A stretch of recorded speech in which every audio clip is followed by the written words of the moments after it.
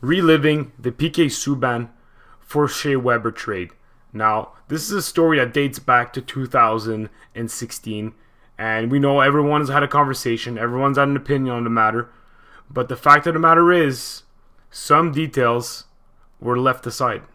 At the time, the Montreal Canadiens seemed to have made a lateral move by acquiring Shea Weber, who is regarded as being one of the toughest, most respected defensemen in the National Hockey League, for PK Subban, who I guess hadn't made his marks, hadn't gained his respect around the league yet, and was, quite frankly, a little immature in his ways. And perhaps the Montreal Canadiens organization felt he was more concentrated on his own brand rather than the team itself. On paper, both players had long-term deals, similar career stats, and both very different styles of play, which could have obviously been beneficial to both clubs. But why not stand behind the guy you've drafted, saw him win a Norris Trophy, saw him grow as an individual, and saw how much the fans loved him here in Montreal? I think everyone was surprised when the trade happened. I think the person that was the most surprised was probably PK Subban. I remember a lot of people were divided on the matter, whether the trade was good, whether Weber was going to become the pillar. But if you were to ask most Habs fans nowadays, they'd probably say they regret it. They'd go back in time if they could, and they'd tell Bergevin, take it easy, buddy. Do not trade this guy. It's a big mistake. But at the time, not a lot of people spoke up. Not a lot of people defended PK. But there was one guy, a gentleman by the name of Matt Pfeffer. Now, forgive me if I'm not pronouncing right. I could have been worse. I could have said it like, Mike Tyson, like Mike Pfeffer.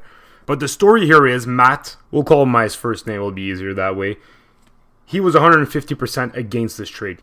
Matt was hired by the organization as an analytic consultant, and he was convinced this trade was going to be a huge mistake. He went out of his way, and he put forward an elaborate presentation that highlighted the numerous points and facts that in fact tilted the scale in Subban's favor. But what happened, you think? Not much. Not much at all. And I'm quoting here, prior to the trade, I submitted a report comparing both players. I made a passionate case in favor of PK Subban. There was never a meeting with management. Now it seems that Marc Bergevin was not going to let, some young guy tell him how to do his job, right? He's like, oh, you know what? I'm Marc Bergevin. I know exactly what my evaluating criteria are.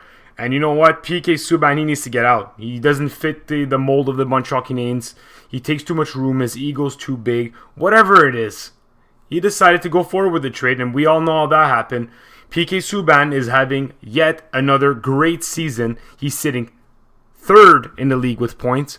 Meanwhile, Shea Weber, yes, as of today, he's back on the ice, but he's missed the action. He's only skated 26 games out of a possible 50-something. And at the moment being, it seems like Nashville went to the Stanley Cup Finals last year and have found themselves in a great situation with PK Subban not only being a leader in the room, but now is being mostly respected throughout the league as one of the greatest. Now let's put a pause on that and come back to Matt. Now, after he had taken a stand for PK and had clearly stated that he was against Bergevin's decision and against the decision of trading him, he found himself jobless. The Montreal Canadiens, he says, treated him very well and that they're one of the classiest organizations in the league. But that's just sugarcoating it. He's just being a classy guy. That was another bonehead move by the organization. And guess what? Matt found himself another job. And guess for who? The Nashville Predators. Ain't that ironic? The Habs want to turn this around and want to move forward as an organization. They need to put these rotting assets out the door, replace them with people that have true passion and true hockey smarts, such as perhaps Julien Brisebois, and draft well in 2018. Let's keep tanking. I don't want us to win anymore. At this point, the season's over. Get as many draft picks as you can for some of these aging guys like Tomas Plekanec, maybe even Max Pacioretty. He's not a good captain. I don't like him. And at this point, we can start to rebuild. Yes, there is a rebuild that has to happen because clearly things aren't going in the right direction. Thank you, and once again, go Habs go.